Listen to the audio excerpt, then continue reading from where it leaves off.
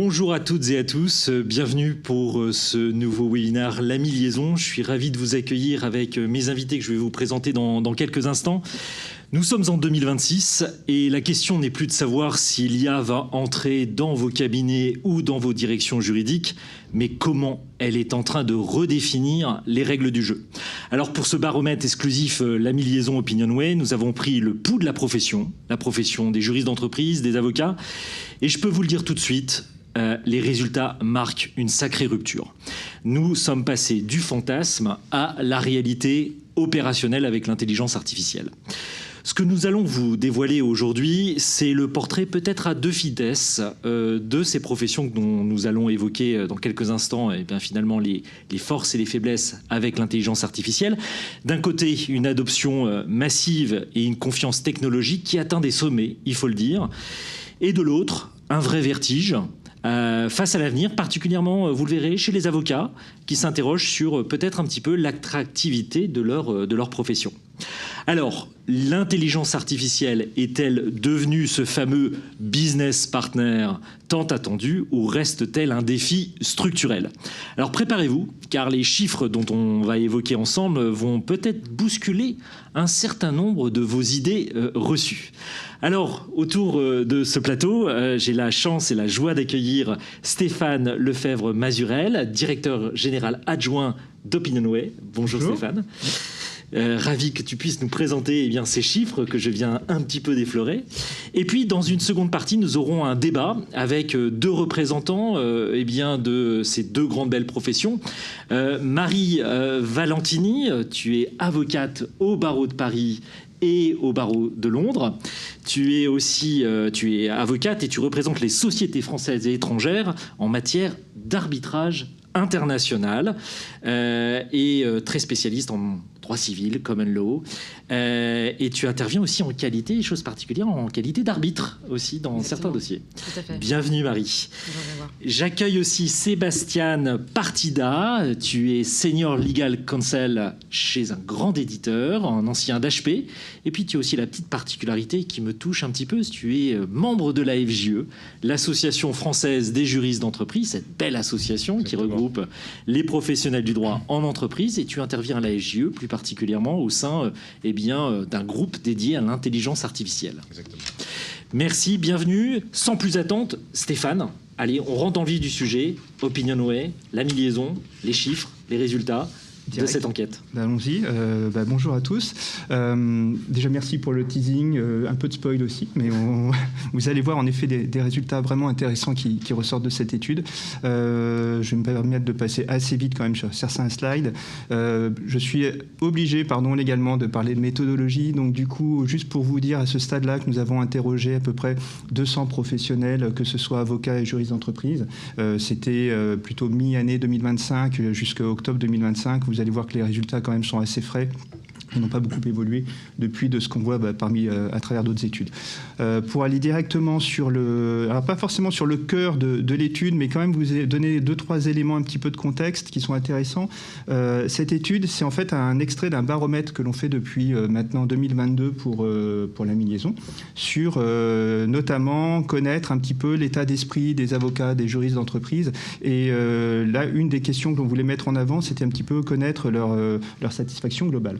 Et aujourd'hui, on se rend compte que les juristes, c'est assez stable depuis 2022. Vous voyez, on était à 6,8, on est actuellement à 7, ça se passe plutôt bien. Une bonne satisfaction à l'égard de leur travail, de leur métier.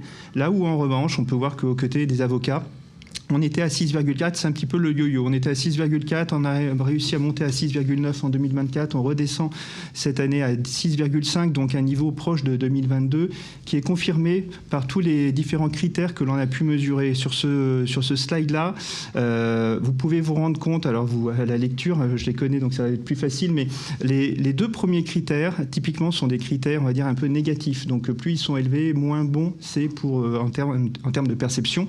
Et on se rend compte que ces deux premiers critères, l'évolution générale de la justice en France est préoccupante pour moi. On est à 93% au sein des avocats. On est en progression de 8 points par rapport à l'année dernière.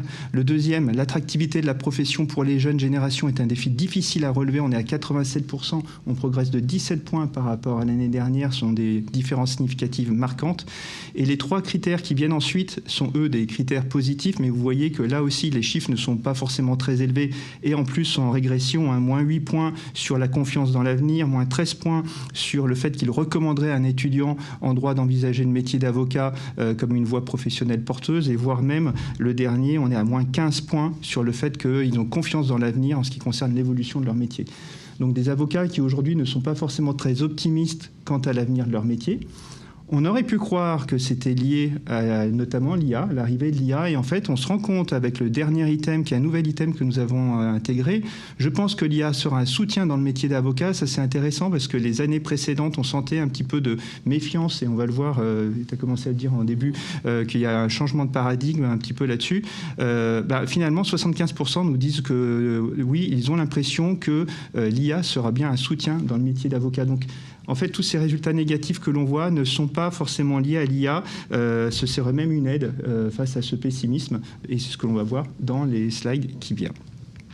Donc l'IA, on va le voir en effet, on est passé vraiment il y a un changement de paradigme. En fait, on est passé ces dernières années d'une méfiance, on va dire, à une acceptation dans un premier temps. On le voit avec ce premier slide, ces premiers chiffres. Hein. Aujourd'hui, 79% des professionnels que l'on a interrogés estiment que l'IA est une opportunité pour leur métier. Alors, en soi, le chiffre est déjà intéressant. Ce qui est intéressant, c'est surtout de voir l'évolution depuis 2023. On a gagné 13 points entre 2023 et 2024. On gagne 12 points entre 2024 et 2025. Donc 25 points en 2 ans, c'est assez important. Et là où on voyait précédemment des soucis, typiquement les avocats qui nous disaient il y a encore 1 an, où j'envisage de communiquer auprès de mes clients l'usage de l'IA générative, on était à 32%, donc un tiers disait quand même oui, je vais quand même leur dire. Là, on passe à 37%, donc on voit quand même ce côté un petit peu, les premières graines de la prise de confiance même de l'IA pour ces métiers-là. Et on voit cette année aussi des juristes que l'accélération est plus importante en termes d'opportunités pour leur métier, on est à 84%. Donc déjà, un premier élément intéressant, c'est ce côté un petit peu passage de méfiance à acceptation qui se poursuit un petit peu plus loin, un cran plus loin sur la formation. En fait, tout ce passage-là, c'est une approche vraiment intelligente, que ce soit de la part des avocats ou des juristes. On n'est pas là pour aller dans l'IA moi-même en essayant de me former, de comprendre. Non, on va vraiment essayer de voir comment ça fonctionne, un petit peu de dompter ce monstre que l'on pourrait avoir en 2023 et essayer de le rendre d'un animal sauvage à un animal un peu presque domestique. On n'en est pas encore là, mais on s'en rapproche. On le voit quand on leur demande est-ce que vous avez été formé personnellement à l'usage de l'IA, on est à 32% alors qu'on était à 17% chez les avocats, on est à 41% chez les juristes. Et vous voyez toutes ces flèche verte montre qu'il y a une très forte augmentation significative par rapport à l'année dernière. C'est un constat sur 2025, mais c'est aussi une projection sur 2026, parce que quand on leur demande est-ce que vous avez l'intention de participer dans les 12 prochains mois à une formation, tous nous disent bah oui, j'ai bien l'intention d'être formé. Et on voit bien que c'est au détriment en fait de leur cœur de métier. Je veux être formé, mais clairement sur les nouvelles technologies, 65 et 66%. Donc on voit vraiment ce côté très important de la formation sur l'IA au détriment même des autres sujets, cœur de métier des avocats et des juristes. Et cette formation, elle est importante parce que finalement, on parlait d'un passage de méfiance à acceptation, de acceptation à formation. Et donc maintenant, l'idée est, grâce à la formation, je vais maîtriser un petit peu l'IA et donc je vais pouvoir même augmenter mon usage de l'IA. On le voit à travers ce slide-là. À quelle fréquence utilisez-vous des outils d'IA générative? On était à 48% pour les avocats, on passe à 65% qui nous disent régulièrement ou fréquemment, et 81% pour les juristes. Là aussi, des chiffres qui ont augmenté de près de 20 points par rapport à il y a 1 an, des progressions qui sont quand même assez violentes, entre guillemets, par rapport à ce que l'on peut voir d'habitude. Donc ce moment-là est intéressant de voir qu'on va utiliser l'IA de façon beaucoup plus intense et surtout de façon beaucoup plus protéiforme en fait. Et ça, c'est vraiment important. Pour votre information, tous ces critères que vous avez là sur ce slide-là, il y a à l'intérieur des nouveaux critères. C'est une question qu'on pose depuis 2023, mais en 2023, on posait plus des critères liés à je vais l'utiliser pour la traduction. par exemple. Là, on ne l'a même pas mis tellement c'est devenu quelque chose de commun pour les juristes d'entreprise et pour les avocats. Et en revanche, quand vous regardez le nombre de sujets sur lesquels les juristes d'entreprise et les avocats utilisent aujourd'hui l'IA générative, c'est quand même assez impressionnant. Il y a 10 critères. Sur 10 critères, vous avez en moyenne à peu près 5 usages qui sont faits par les juristes d'entreprise et les avocats. Encore plus d'ailleurs auprès des juristes d'entreprise. Et donc, quand on voit que finalement cet usage prend forme, qu'on commence à avoir un petit peu plus confiance dans cette IA qui était encore quelque chose d'inconnu il y a 2-3 ans, qu'est-ce qui se passe ? Cette confiance fait qu'aujourd'hui, quand on leur demande est-ce qu'aujourd'hui, pour vous, l'interconnexion de votre IA devrait être interdite ou avec les contenus proposés par des éditeurs juridiques, ou avec les documents de votre cabinet ou entreprise, on se rend compte que presque la moitié sont d'accord aujourd'hui pour que l'IA soit intégrée avec les documents de leur entreprise ou cabinet d'avocats, ce qui est quand même quelque chose d'assez incroyable, parce qu'il y a encore quelques mois, quelques années, on parlait d'hallucination, on parlait un petit peu quand même de confidentialité. On voit aujourd'hui des fournisseurs d'IA, donc des éditeurs notamment, qui ont réussi à rassurer les utilisateurs, et puis les formations qui ont réussi aussi à dire à ces juristes d'entreprise et avocats, non, regardez, il y a quand même des barrières qui font que. Et au final, on n'a plus qu'aujourd'hui 7% des avocats et des juristes d'entreprise qu'on a interrogés qui nous disent, non, pour moi, cette interconnexion, elle est interdite, essentiellement pour des raisons de confidentialité, bien évidemment, mais 7% uniquement. Donc une confiance qui augmente. Et du coup, on voit vraiment que l'IA aujourd'hui est devenue le quotidien des juristes d'entreprise, des avocats. Quelque part, on le voit avec cette question, auriez-vous davantage confiance dans une IA générative développée par une Legal Tech ou vous voyez ces autres critères? Les grands gagnants, en fait, cette année, ce sont vraiment les Legal Tech. On se rend compte qu'aujourd'hui, le Legal Tech a toute la confiance des avocats et des juristes. Il faut dire qu'ils ont les atouts en poche, que ce soit des atouts en termes de confidentialité, respect de la confidentialité, mais aussi expertise technologique. Donc en fait, le Legal Tech, c'est vraiment le meilleur des deux mondes qui fait qu'aujourd'hui, avocats et juristes, en effet, nous disent qu'ils ont confiance dans les IA développées par une Legal Tech ou un éditeur juridique. Mais attention, on le sait, dans les cabinets d'avocats et juristes d'entreprise, les entreprises, il y a souvent 2-3 IA différentes qui sont utilisées. Il y a de la Legal Tech, on a parfois aussi une IA généraliste, GPT Pro ou Gemini, et puis on peut avoir aussi sa propre IA qui avait été développée. Donc voilà, 2-3 IA, on jongle avec au quotidien au sein des cabinets d'avocats et au sein des juristes d'entreprise. Alors Stéphane, si en plus cette Legal Tech, elle est française, comme celle de l'AMI, c'est le combo gagnant. Ça, c'est à toi de le dire. Mais tout à fait, oui. Non, mais c'est vrai qu'il y a un jeu, même si on parle de confidentialité, qu'aujourd'hui ils sont rassurés sur la confidentialité, dire qu'aujourd'hui on a un Legal Tech français, avec ce qui se passe aujourd'hui sur la situation géopolitique, je pense que c'est quand même un vrai plus. Tout à fait. On le voit bien, l'État, en fait, la dynamique de l'État français autour de la promotion de Legal Tech française, c'est vraiment une dynamique qui s'inscrit en rupture par rapport à ce qu'on avait vécu il y a quelques années, oui, où l'omniprésence des acteurs américains, là, il y a une vraie dimension où le Made in France est vraiment très, très important. Ouais. Européen et encore mieux français, en fait, c'est sûr. Absolument. Ouais, c'est sûr. Vu l'accélération de ces derniers temps, c'est mais pas de politique lors de ce webinaire. Juste, on a bientôt fini, mais en fait, on voulait quand même insister sur 2-3 choses. D'abord, le fait que aujourd'hui, en termes de formation, on voit là aussi qu'il y a une mutation des profils recherchés par les juristes d'entreprise et les avocats. Aujourd'hui, 9 sur 10 nous disent qu'en effet, l'IA va avoir un impact sur leur métier. Et quand on regarde un petit peu qu'est-ce qui va en être, c'est surtout en termes de recrutement de profils. Et c'est vrai qu'aujourd'hui, les profils recherchés chez les juristes d'entreprise ou les avocats, on va être sur des profils beaucoup plus hybrides qui ont une formation et une expérience et métier et aussi, droit donc, et technologique. Donc on va être sur du legal engineer, on va être sur du legal operations ou data analyst, on va être sur, voire même, des métiers qui commencent à arriver comme des legal prompters. Est-ce que c'est juste un feu de paille ou pas? Mais voilà, ce genre de métiers qui commencent à arriver dans ces professions. Donc c'est intéressant de voir tous ces changements, toutes ces mutations. Et ces mutations, pour finir, elles ont 2 slides, elles ont un impact également sur les relations entre les juristes et les avocats. aujourd'hui, ou encore hier, on va dire qu'il y avait en effet un décalage, une asymétrie de connaissances entre avocats et juristes d'entreprise.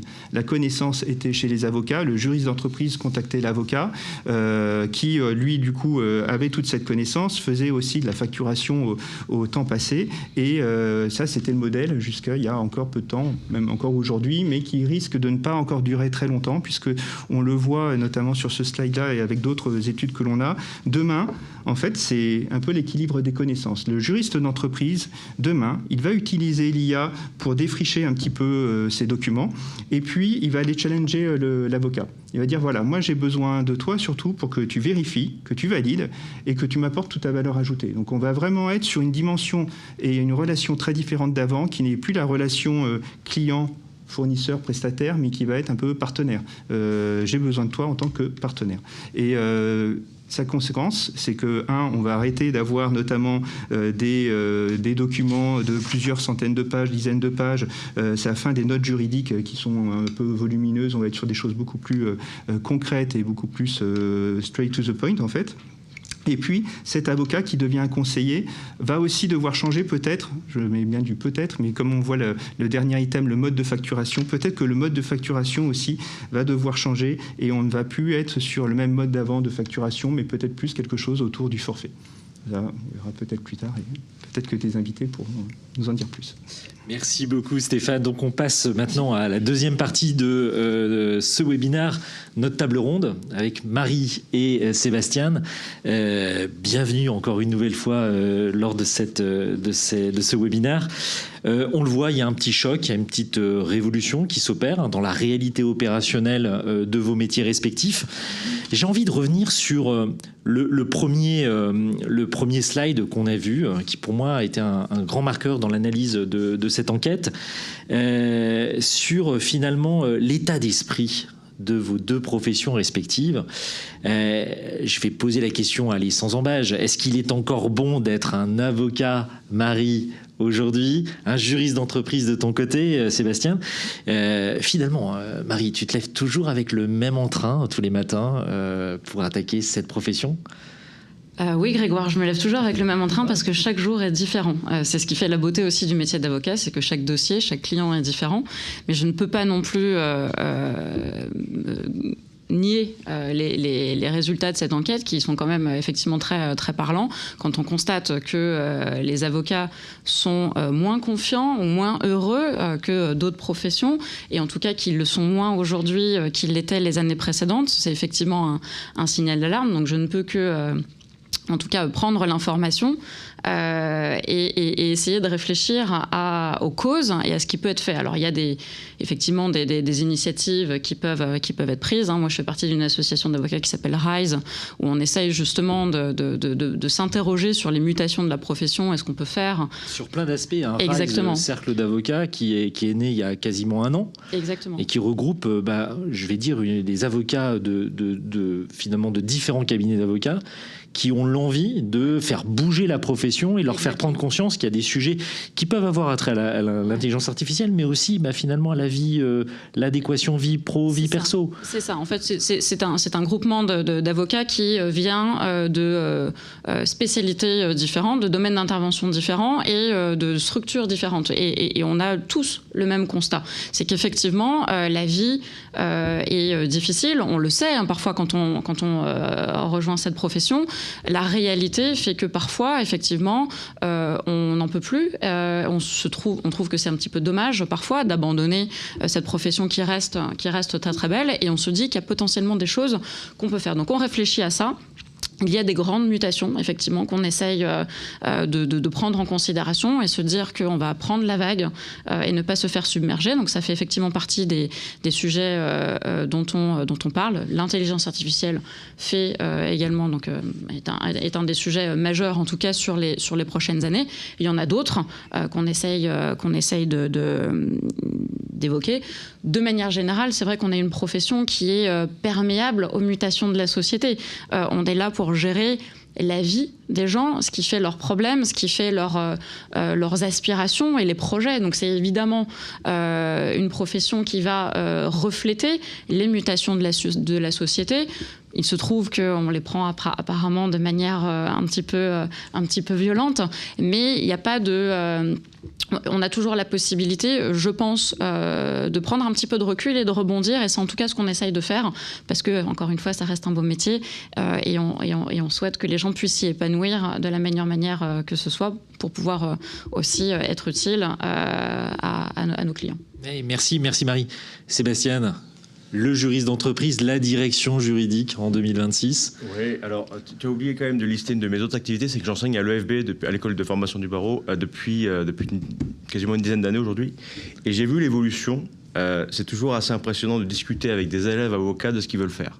Je leur demande toujours c'est quoi votre spécialité, et au fur et à mesure des années, j'ai vu une vraie évolution. C'est-à-dire qu'il y a encore 8-7 ans, voilà, il y en avait 8 sur 10 qui voulaient être avocats, qui avaient une idée très précise de leur futur avenir. Et au fur et à mesure des années, on est passé peut-être à une proportion de 6 élèves avocats sur 10 qui en fait voulaient passer leur CAPA, mais pour devenir juriste d'entreprise ou faire carrément autre chose derrière. Et donc ça, pour moi, c'est vraiment quelque chose que j'ai trouvé vraiment frappant, en me disant mais pourquoi dépenser autant d'énergie, passer autant de temps pour finalement avoir un CAP pour un métier qu'on ne veut même pas exercer. CAP, un CAPA. Oui, pardon. C'est la même chose. Et donc c'est vrai que je pense que c'est pas le métier d'avocat qui est en question, qui est un métier vraiment magnifique. Je pense que c'est vraiment les modalités d'exercice de la profession qui se sont dégradées au fur et à mesure des années. Et c'est vrai que au fur et à mesure qu'on avait une génération de jeunes étudiants qui étaient peut-être plus pas revendicatifs, mais en tout cas moins idéalistes sur certains sujets, notamment au niveau professionnel, voir que quand on exerce un cabinet d'avocat, on n'a pas de vie, c'est compliqué. Enfin, voilà, je pense que ça en a découragé pas mal.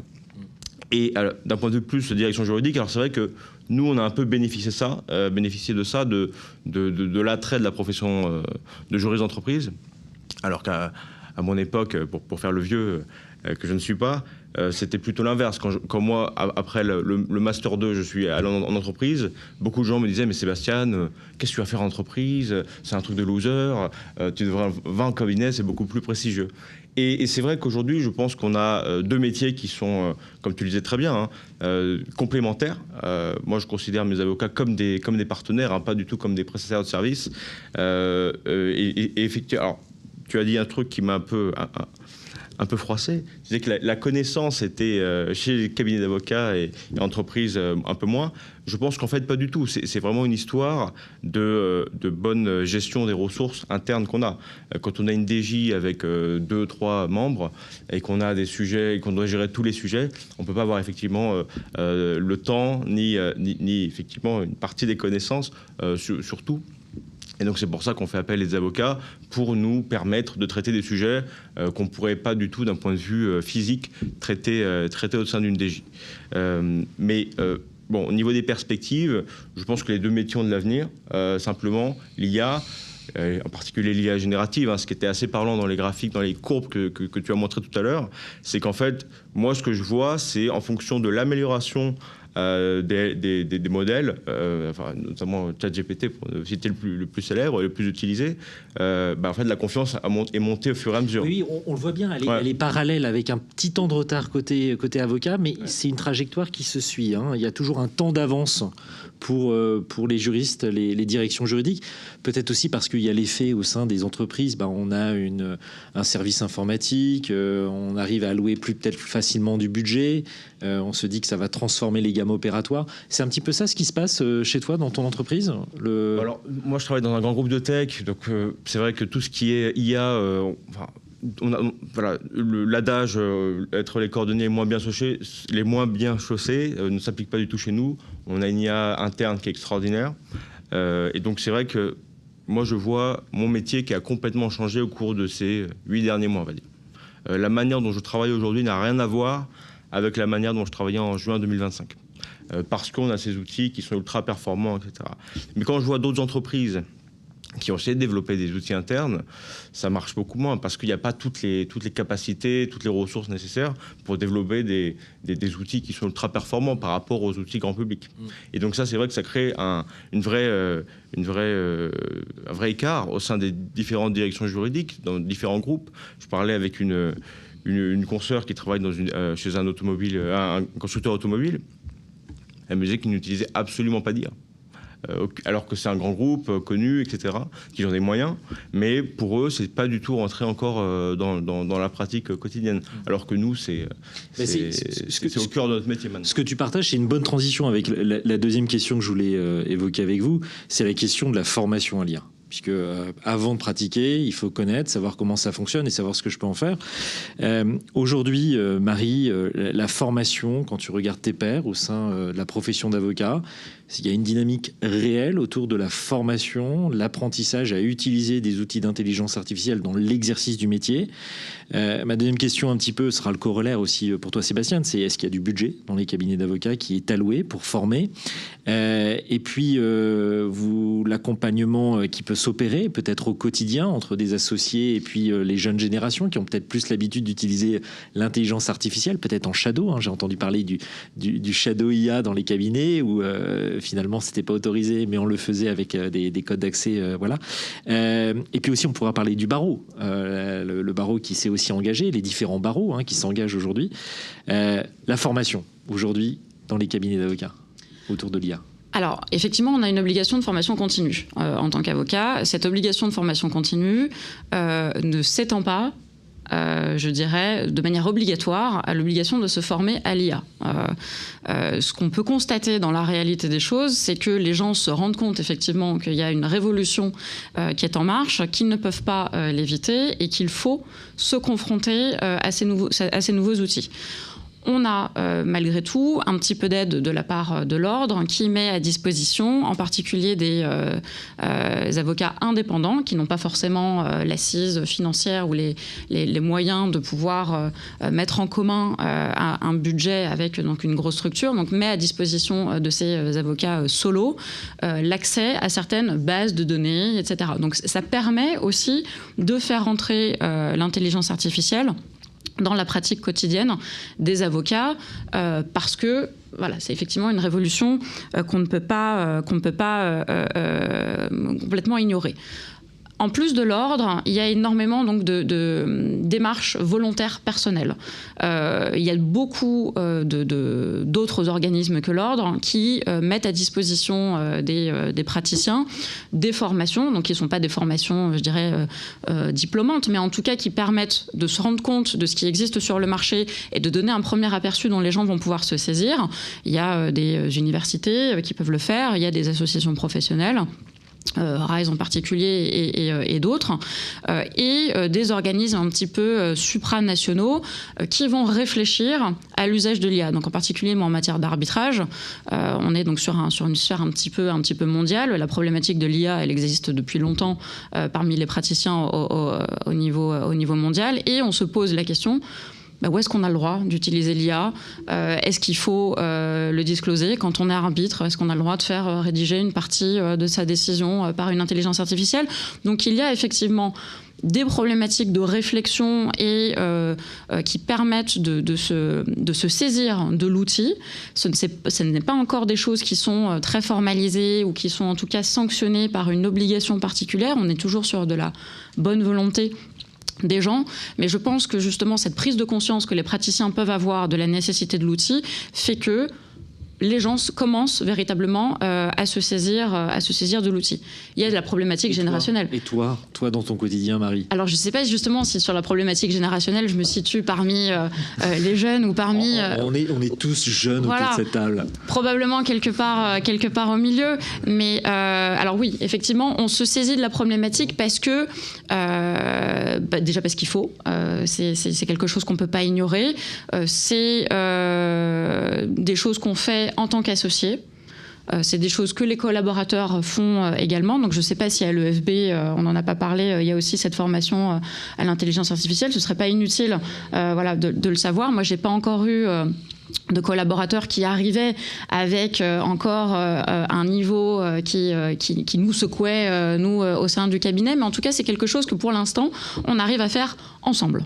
Voilà, et c'est tout l'enjeu qu'on va avoir sur les prochaines années, de ces gens qui vont arriver plus formés, qu'il va falloir former en parallèle à la profession d'avocat.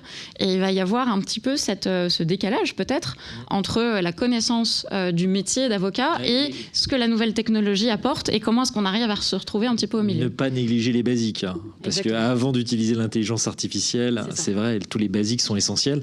J'en discutais encore récemment avec une prof de droit dans une université qui me disait on inculque aussi l'apprentissage de l'intelligence artificielle, mais ce qui est important avant tout, c'est que finalement qu'un étudiant sache ce que c'est qu'un bordereau d'AI, de l'aide de chance, ces mécanismes intellectuels qui ensuite permettront justement de juger d'une réponse de l'IA, si je prends ce sujet en droit des affaires.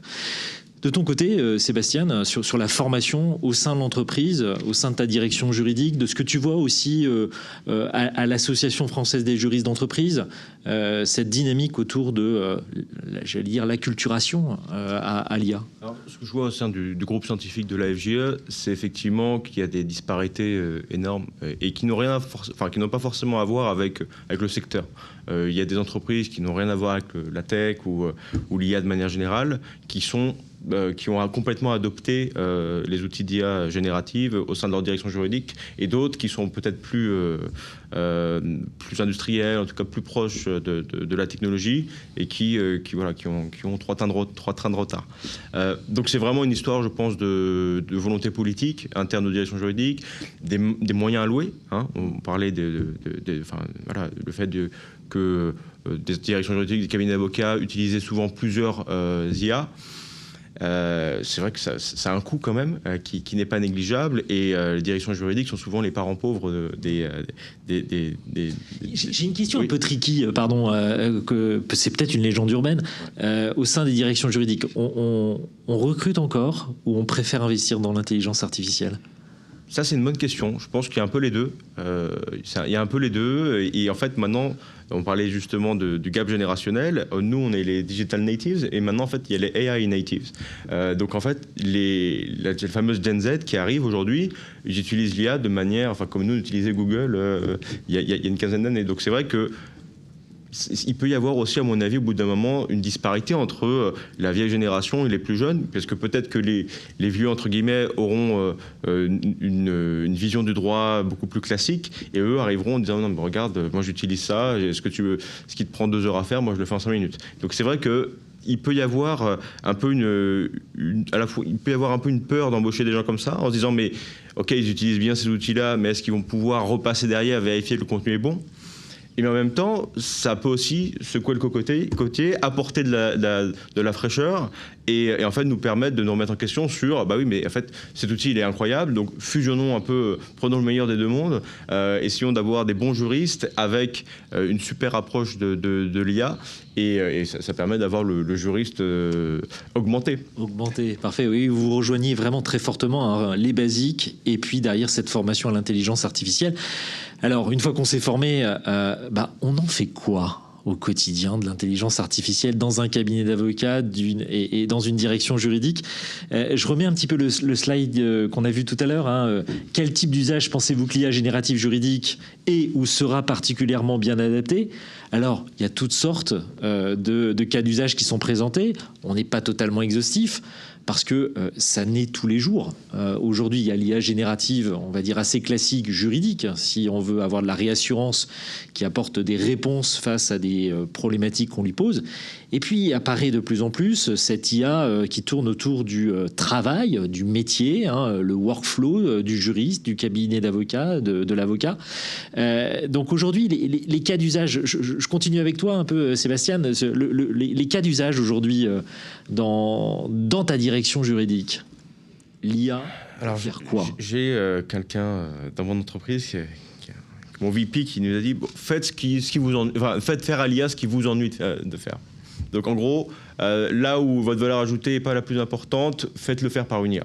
Et je pense que c'est une bonne directive en réalité, justement pour garder, de continuer à utiliser son cerveau. C'est important, je pense, de continuer à faire son métier parce que c'est une histoire à la fois de se sustenter. Enfin voilà, il faut quand même continuer à éprouver un peu d'émotion, d'amour dans notre profession. Et en même temps, c'est vrai que parfois, quand il y a des tâches hyper rébarbatives, si on peut les faire par un assistant IA, autant l'utiliser. Concrètement. Ça va être, on parlait des traductions par exemple. Les traductions, ça c'est pas mal. Ça peut être la rédaction d'emails aussi, parfois, où on veut aller très vite ou peut-être répondre quelque chose de beaucoup plus succinct. Ça peut aller dans les deux sens. Donc ça peut être ça. Ouais, à titre personnel, c'est souvent ça mes cas d'usage de l'IA. Ça va être de la synthèse, de la traduction. Je pense que c'est mes deux, mais c'est très personnel. Hein. Je ne représente pas du tout ni mon équipe ni la profession. Et rechercher une information juridique, une réponse juridique générée par l'IA. Ça aussi, mais là avec beaucoup plus de précautions, parce que justement j'ai ce risque. Enfin, j'ai cette. C'est parce que tu n'utilises pas encore la solution de la mi-liaison. Exactement. Non, parce qu'on a été finalement le fait que des éditeurs juridiques élaborent, produisent des outils d'IA génératifs, c'est quelque chose d'assez récent. Et donc c'est vrai qu'on a été habitué au modèle généraliste qui n'avait pas... la base de données, la liste de résultats. Exactement. Même si on a le meilleur modèle, mais qui n'a pas accès à la doctrine, aux décisions de justice, le résultat, d'un point de vue juridique, il n'est pas bon. Un peu vicié, oui. Exactement. Et maintenant que ça arrive, effectivement, ça change la donne. Voilà.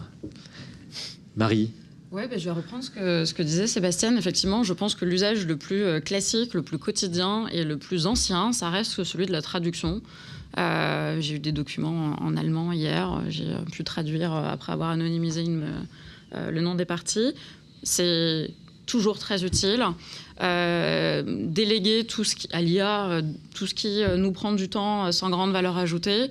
Effectivement, la rédaction d'emails, la rédaction de petits paragraphes de Bitsy, c'est pas forcément quelque chose qui nécessite qu'on apporte notre expertise, et ça nous fait gagner du temps, et on a quelque chose qui est toujours bien ficelé et qui présente bien. Sur les recherches juridiques, moi, c'est quelque chose justement que j'utilise en contentieux et en conseil, j'imagine que c'est la même chose, avec effectivement le garde-fou de l'éditeur juridique. C'est-à-dire que pour éviter les hallucinations, finalement, il faut se chercher là où l'information, elle existe, et là où l'information, elle est juste. Donc évidemment, je ne vais pas chercher des jurisprudences sur ChatGPT. Je vais pouvoir justement interroger l'outil de recherche d'éditeurs juridiques. Et ça, c'est quelque chose, justement, qui nous fait effectivement gagner du temps en gardant, évidemment, toujours un petit peu cet esprit critique, mais comme on pouvait avoir avant aussi, s'interroger sur est-ce que la décision, elle est bonne, est-ce que j'ai mis des bons mots dans mon moteur de recherche pour faire sortir quelque chose de pertinent. Là, c'est un petit peu la même chose. Est-ce que j'ai interrogé correctement le moteur de recherche de l'éditeur. Donc ça, c'est véritablement quelque chose qui est quotidien. On peut avoir des usages aussi qui sont un petit peu plus raffinés, un petit peu plus avancé en matière de gestion documentaire. Ce qu'on peut avoir en arbitrage et ailleurs, c'est ces grands contentieux où on a 10 000 documents qui arrivent d'un coup. L'IA nous permet finalement, donc sous réserve d'avoir quelque chose d'extrêmement confidentiel, etc., de pouvoir synthétiser, d'avoir une timeline en quelques minutes, alors que si on avait une équipe d'humains, ça nous prendrait beaucoup plus de temps, avec toujours ce risque que ce soit légèrement imprécis. Et il faut toujours garder un œil critique et re-regarder, mais finalement, c'est ce qu'on faisait aussi avec un humain. Ça fait partie de l'apprentissage. Donc ça, c'est quelque chose qui existe, qu'on ne voit pas forcément au quotidien dans toutes les pratiques d'avocat, mais ça existe. La question de l'usage de l'IA pour de la rédaction, en particulier de la rédaction, je dirais, professionnelle de conclusion ou sur l'activité d'arbitre de décision. Moi, c'est pas quelque chose que je fais encore beaucoup, ne serait-ce que parce que j'aime bien rédiger. Mais on peut avoir un outil qui va améliorer. On va se dire que, on arrive à être un petit peu plus straight to the point, un peu plus punchy, etc. Mais la question se pose parce que l'outil, il existe, il permet de faire gagner du temps, et on peut se dire aussi que sur certains aspects de la rédaction, finalement, on devrait pouvoir déléguer cet exercice-là à une IA qui va le faire rapidement, correctement, sous la revue d'un humain et à moindre coût. Donc, c'est des usages qui s'étendent, je dirais, dans leur nature, qui se normalisent au quotidien, sur lesquels restent encore certains enjeux qui, je pense, vont se préciser, puisque, encore une fois, la profession et, de manière générale, l'international aussi réfléchit à la dimension éthique. Qu'est-ce qu'on a encore le droit de faire ou pas ? Moi, je pense que c'est un outil qu'il faut connaître, dont il faut se saisir. On garde bien évidemment un esprit critique, mais le champ des possibles est quand même très très large et on verra de ce que demain sera fait. Est-ce qu'il vous arrive de brainstormer avec l'intelligence artificielle ?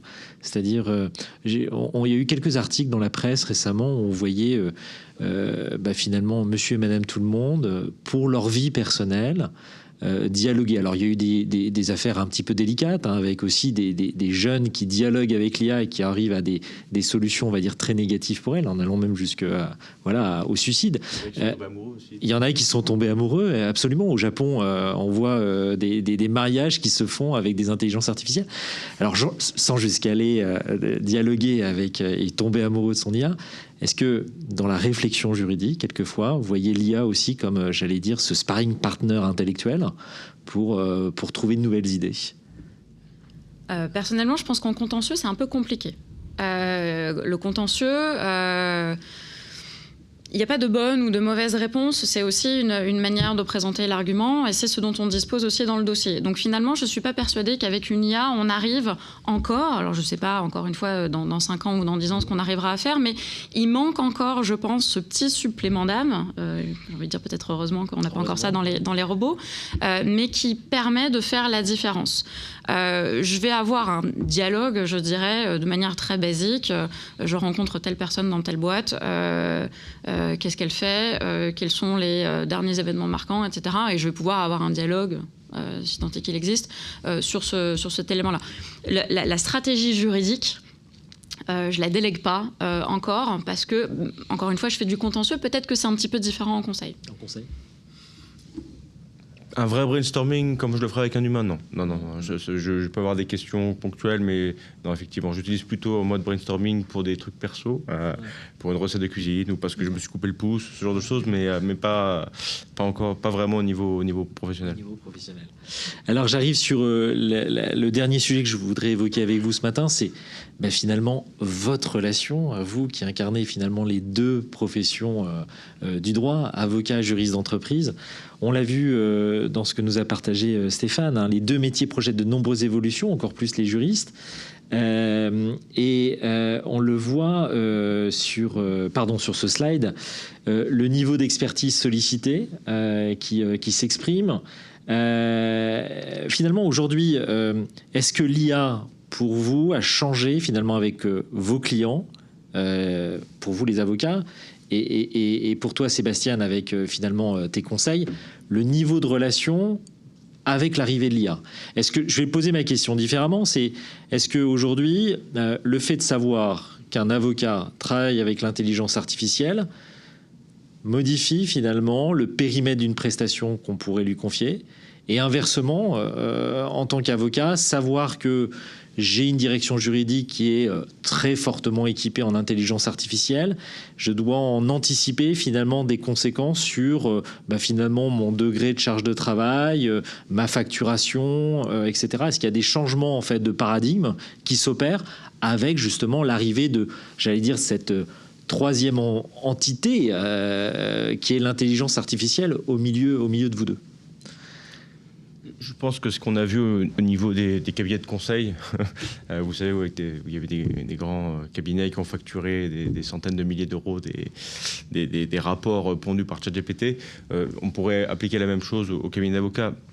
Mais encore une fois, je pense que juristes et avocats, on a à peu près les mêmes outils. Donc finalement, c'est pas c'est comme reprocher à un avocat d'utiliser un moteur de recherche. Il y a un moment aussi, il ne faut pas non plus pousser trop la critique. Je pense que c'est une très bonne chose que les avocats aient aussi accès à l'IA. Après, ce qui nous intéresse, nous, c'est la qualité de la prestation en réalité. C'est la qualité du mémo, des conclusions qui vont être rédigées. Et finalement, peu importe comment c'est fait. Mais après, effectivement... tu as raison, la qualité est toujours extrêmement importante. Qu'on vient chercher en fait, un avocat, on vient chercher une expertise, quelqu'un avec qui on a créé une intimité, qui comprend la stratégie de son client. Bien sûr, mais il y a aussi la question budgétaire. C'est-à-dire que moi, j'ai souvenir quand j'exerçais la profession que tu exerces aujourd'hui, on a aussi le moment de la facturation et dans les honoraires, on voit le temps de recherche qui est, avec certains avocats, bien facturé. Est-ce que tu vois que ça évolue un petit peu ou alors, pas du tout? Je le vois pas. Non. Pour l'instant, mais enfin, je veux dire, il faut choisir bien ses avocats surtout. Bien sûr. Des avocats qui ont une relation de confiance, qui facturent de manière raisonnable et justifiée, il n'y a pas de souci. Je veux dire, c'est pas plus choquant de voir aujourd'hui des avocats qui facturent des heures et d'un coût extrêmement élevé parce qu'ils ont utilisé l'IA. Il y a 10 ans, c'était parce qu'ils avaient tous les délégués à des stagiaires. Enfin, je veux dire, c'est à peu près la même chose. Donc finalement, c'est pas le débat, c'est pas le cœur du sujet à mon avis. Le cœur du sujet, c'est vraiment, on veut avoir des avocats qui sont bons, qui sont des bons conseils, qui font du bon travail et c'est tout. En fait, la manière dont ils le font, tant que ça reste éthique, ça nous pose pas trop de questions en tout cas. Marie. Oui, je vais reprendre ce que tu disais, Sébastien. Encore une fois, le domaine juridique, c'est une matière humaine. Tant qu'on aura des humains, qui jugeront, qui seront à l'origine des situations, on aura besoin d'humains pour les trancher et pour essayer de les dénouer. Et donc c'est pour ça que cette relation juriste-avocat, quand bien même l'IA s'interposerait ou serait un petit peu loin dans le paysage, elle demeurera. Parce que c'est finalement ce qui fait la spécificité. Voilà. On aura effectivement, je pense, peut-être un petit recentrage de cette relation. On aura toujours besoin, on aura une grande coopération appuyée sur l'IA. Ce qui va en ressortir, c'est justement la remise au centre de l'expérience de l'avocat, la grande valeur ajoutée que lui va pouvoir apporter sur l'esprit critique, sur la recherche. Il sera toujours nécessaire de faire des recherches, on les fera plus rapidement et on pourra probablement les utiliser plus vite au service d'une stratégie qui pour l'instant nécessite toujours de brainstormer avec un humain et de tester face à un humain parce qu'elle va être finalement tranchée par un humain en face. Donc on va, je pense, effectivement travailler peut-être un petit peu différemment, mais de manière plus proche. Une coopération sur d'autres sujets. Effectivement, on va pas, la recherche ne va pas être au centre de ce qu'on va devoir faire, mais c'est autre chose, quelque chose qui ira plus loin. Et c'est probablement ça qu'il va aussi falloir qu'on puisse retranscrire dans la manière dont on facture notre intervention. Qu'est-ce qui est notre valeur ajoutée? On ne va pas effectivement facturer de la même manière, je pense, une recherche et une plaidoirie. Ou une cross-examination de témoins en arbitrage. La recherche va faire partie du package, mais finalement, ce qui fait notre différenciation, notre valeur ajoutée, c'est ça qu'il va falloir garder au centre de la relation et donc aussi de la manière dont l'avocat il est rémunéré pour ce qu'il apporte au juriste, c'est-à-dire ça, cette expérience-là. Merci beaucoup à tous les deux pour justement ce panorama en fait de l'actualité de l'intelligence artificielle au sein de vos deux professions. C'était extrêmement riche. Merci Stéphane. On arrive peut-être sur un petit temps de questions. Si vous en avez à distance, on serait ravis tous ensemble de pouvoir partager quelques réponses. Bonjour à tous. Bonjour à tous. Oui, en effet, nous avons plusieurs questions. La première, est-ce que vous constatez déjà que la formation à l'IA empêche l'apprentissage des basiques, entre parenthèses, hiérarchie de normes, histoire du droit, etc. Une question originale, je dirais. Non, c'est une vraie question. Je vous disais que ma manière de travailler n'avait rien à voir avec ce qu'elle était il y a 8 mois. Et il y a des jours, je me remets en question. Je me dis, oula, tu n'utilises pas assez ton cerveau aujourd'hui. Et c'est un peu, vous savez, comme la conduite avec le GPS. Aujourd'hui, les 3/4 des gens, si on leur enlève le GPS, ils ne savent plus conduire. Et donc c'est un peu pareil, l'IA générative. C'est-à-dire qu'à force de déléguer tout le temps, on se ramollit forcément. Donc c'est vrai que les basiques... Alors, je pense que c'est pour ça aussi que c'est bien d'avoir une formation initiale bien faite. Et c'est vrai que peut-être que nous, on a un peu profité de ça, enfin de fait d'avoir une formation totale en droit sans IA. Mais c'est vrai que pour les plus jeunes, ça peut poser problème. Ça peut poser problème. Mais encore une fois, je pense que c'est à l'enseignement de se réinventer, de se moderniser, de s'adapter à ces sujets-là. Et j'ai pas mal de copains enseignants qui maintenant font utiliser l'IA à leurs étudiants et justement les entraînent de manière collective. Oui, c'est vrai. Plusieurs professeurs s'amusent en TD à donner finalement la possibilité à leurs étudiants soit de travailler avec l'IA, soit sans IA, et avec des résultats quelquefois qui sont assez impressionnants, où le cerveau humain a encore un bel avenir devant lui face à l'intelligence artificielle. Donc c'est bien de prendre aussi conscience aussi de ces écarts qu'il peut y avoir et de voir comment on peut fonctionner avec l'outil. Marie, une réaction sur cette question? Je suis tout à fait d'accord. Les fondamentaux portent bien leur nom.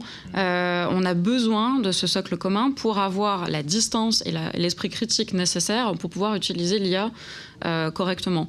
Donc il sera toujours nécessaire de savoir faire un syllogisme juridique, il sera toujours nécessaire de savoir faire une recherche pertinente. Ça s'apprend. Il va falloir en plus aujourd'hui apprendre à mettre ça au service, à l'inverse, d'utiliser l'outil d'intelligence artificielle au service de ces éléments-là qui sont des éléments fondamentaux. À chaque fois, chaque génération d'avocats a été confrontée à une révolution technologique. On en parlait la dernière fois. Moi, j'ai commencé mes stages avec des juristes classeurs papier. On envoyait un fax à QJAS pour récupérer des décisions.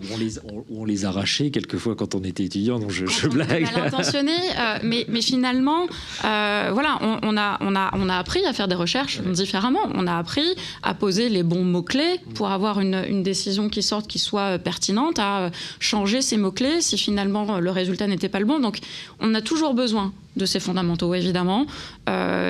On pourra les amener un peu plus loin et un peu plus rapidement grâce à de nouveaux outils. Une deuxième question, peut-être ? Oui, tout à fait.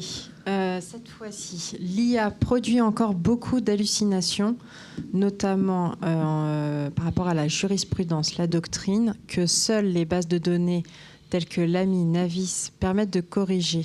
Qu'en pensez-vous ? J'allais dire que c'est un petit peu un principe de réalité. Je crois que tu l'évoquais tout à l'heure. Vous l'évoquiez tout à l'heure. C'est à partir du moment où on a un socle de data qui est avec une expertise scientifique, eh bien le taux d'erreur qui peut toujours exister, bien sûr, parce que c'est de la statistique, mais est fortement réduit. Donc je ne sais pas si vous voulez réagir sur ce sujet-là. Je pense que c'est toujours la même problématique. Dès qu'on cherche une information, on a besoin d'avoir un esprit critique sur quelle est la source. C'est vrai dans absolument tous les domaines. C'est aussi vrai dans le cadre de l'information juridique. Si on cherche une information juridique sur ChatGPT qui n'a pas accès à des bases de données pertinentes, on sait qu'il y a un risque très fort que l'information qui nous sera donnée ne sera pas bonne. Voilà, tout simplement. Oui, c'est le combo entre bien les sources officielles, la jurisprudence, plus derrière la doctrine, et puis derrière le cas d'usage d'intelligence artificielle, cet ensemble qui garantit en quelque sorte une certaine sécurité dans les réponses qui peuvent être apportées pour votre quotidien. Tu veux réagir peut-être, Sébastien ? Non, pas spécialement, mais ce que je disais tout à l'heure, c'est que je pense qu'aujourd'hui les éditeurs juridiques sont les mieux placés en réalité pour développer des outils, des legal tech performantes. Et c'est vrai que les legal tech qu'on avait il y a quelques années montraient ces limites-là parce que justement, on n'avait pas accès à toutes ces bases de données que vous avez. Et donc c'est vrai que c'est plutôt ces pionniers qui finalement se retrouvent un peu dans une situation délicate aujourd'hui, ou alors les outils beaucoup plus généralistes par rapport aux nouveaux outils qui sortent qui sont poussés par les éditeurs juridiques. Ouais. Les anciens, qu'on a souvent l'habitude de caractériser comme les éditeurs juridiques, hein, les anciens face à la Legal Tech, sont peut-être devenus les nouveaux modernes. Exactement. En fait, aujourd'hui, avec cette addition de tech, de contenu au service des professionnels du droit. Est-ce que nous avons encore une question ? Peut-être une dernière ?